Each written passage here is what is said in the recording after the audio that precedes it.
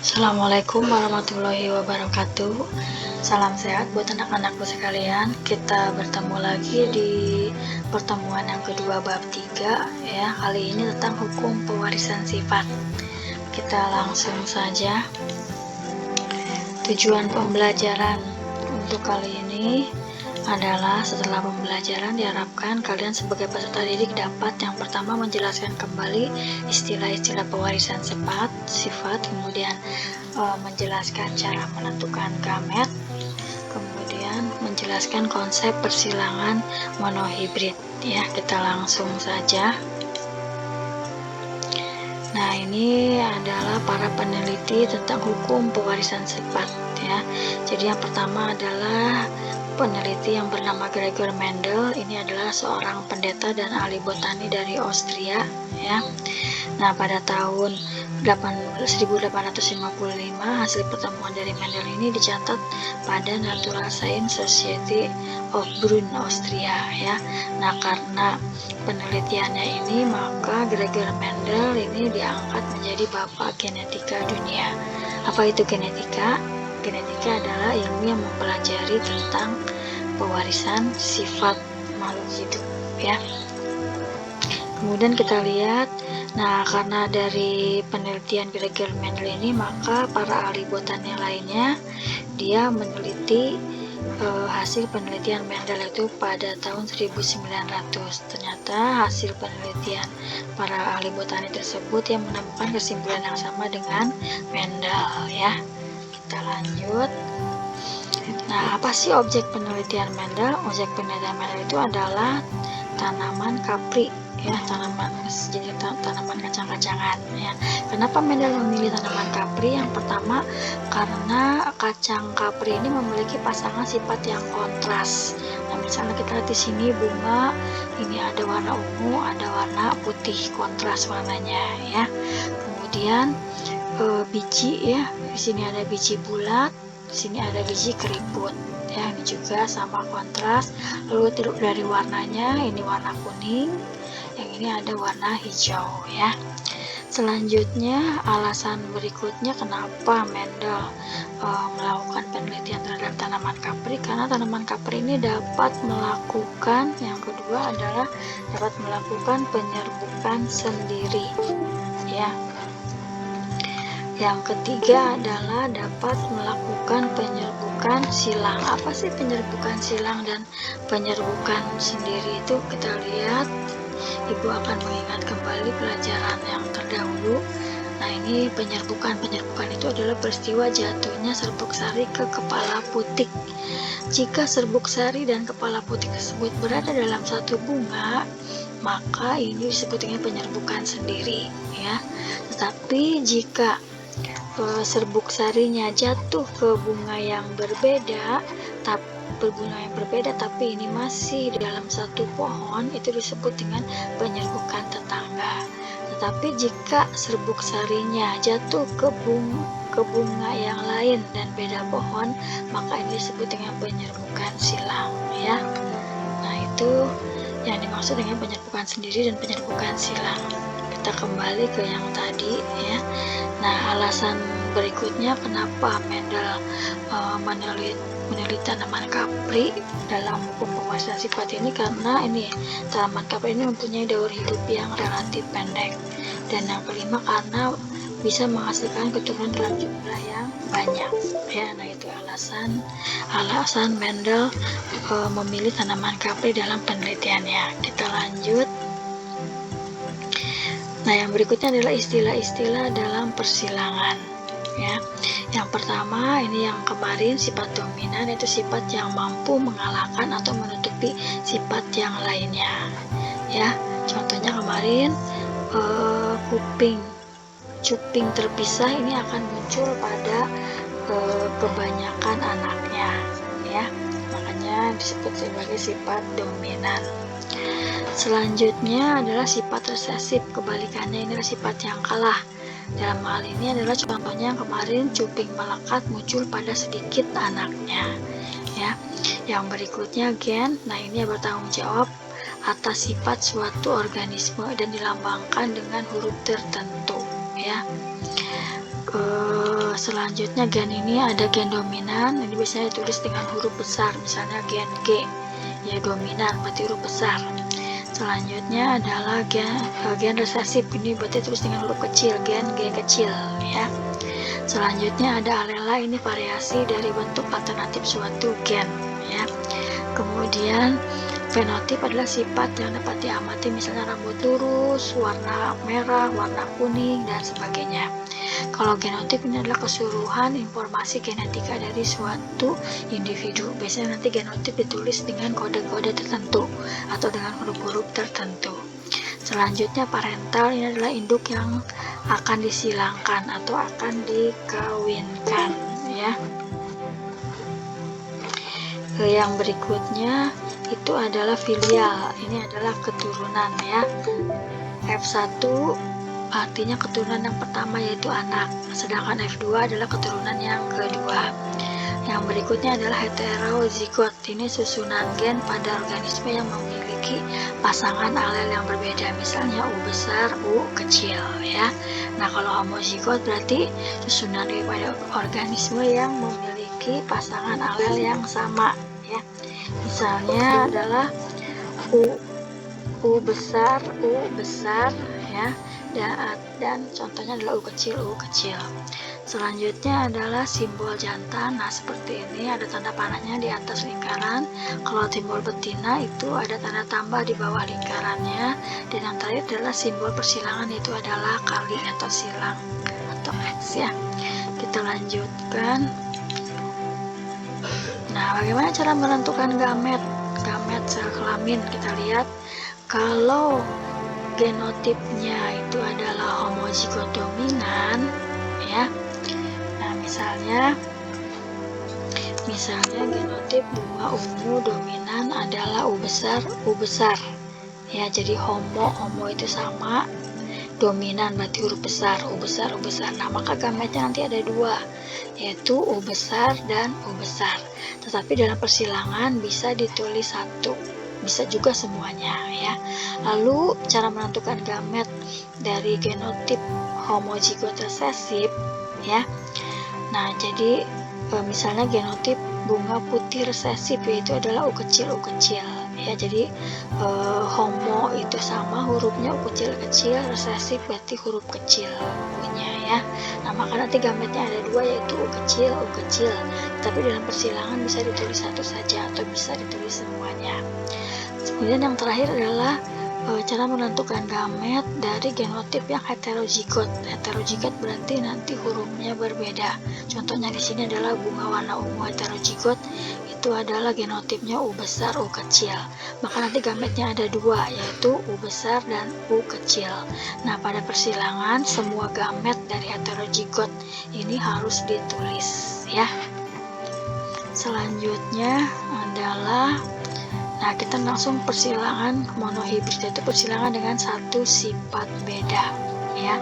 Jadi dalam persilangan di sini yang dilihat hanya warnanya saja, ya. Jadi melihat satu sifat warna, ya. Jadi ini sebagai parental atau P1 sebagai induk yang dikawinkan. Ini adalah bunga ungu jantan dikawinkan atau disilangkan dengan bunga putih betina, ya. Nah, ini genotipnya, jangan lupa, ya, karena ini bunga ungu, genotipnya ditulis U besar. Nah, U besar ini berarti menandakan bahwa genotipnya ini adalah dominan. Sedangkan yang putih U kecil berarti genotipnya adalah resesif, ya. Nah, bagaimana cara menentukan gametnya? Nah, jangan lupa, berarti ini tadi yang masih ingat yang tadi, yaitu adalah yang ini, ya, yang homozigot dominan dan homozigot resesif, ya. Maka nanti gametnya itu adalah untuk yang U besar, gametnya ada dua, U besar, dan yang putih U kecil, maka gametnya ada U kecil, ya. Nah, bagaimana hasil persilangannya atau hasil perkawinannya, yaitu akan menghasilkan filial satu atau turunan kesatunya, yaitu kita lihat yang pertama, ya, ini U besar lalu dengan U kecil menjadi U besar, U kecil. Nah, ini akan menjadi warna ungu, ya, sebab ini mengandung gen dominan. Lalu yang kedua kita lihat ini U besar, kita yang ke bawah, yang satu lagi U kecil, ini akan menjadi U besar. U kecil juga sama akan berwarna ungu ya. Lalu yang ketiga kita lihat sini U besar yang berikutnya, ini akan ke U kecil yang pertama ini ya. Jadi U besar, U kecil, ini juga sama akan berwarna ungu. Dan yang keempat U besar dan U kecil menjadi U besar kecil, dan ini berwarna ungu. Nah, jadi persilangan ini menghasilkan keturunan yang pertama semuanya berwarna ungu ya, dan genotipnya adalah U besar, U kecil semua ya. Paham ya? Kita lanjutkan. Nah, mengapa filial 1 yang tadi itu semuanya berwarna ungu? Nah, ini semua berwarna ungu karena sesuai atau berdasarkan hukum 1 Mendel atau hukum segregasi, yaitu pada waktu pembentukan gamet itu terjadi segregasi atau pemisahan alela variasi gen secara bebas dari diploid menjadi haploid ya. Misalnya genotip tanaman yang heterozigot U besar U kecil, maka gamet yang dibentuknya akan membawa gen U besar dan U kecil. Contoh yang lain ya, misalnya genotip bunga ini U besar ya, maka nanti gametnya itu akan bersifat haploid dan ini akan menjadi U besar saja ya. Kemudian yang putih yang resesif U kecil genotipnya, maka nanti gametnya, nah ini hanya U kecil saja ya. Nah itu ya. Kita lanjut.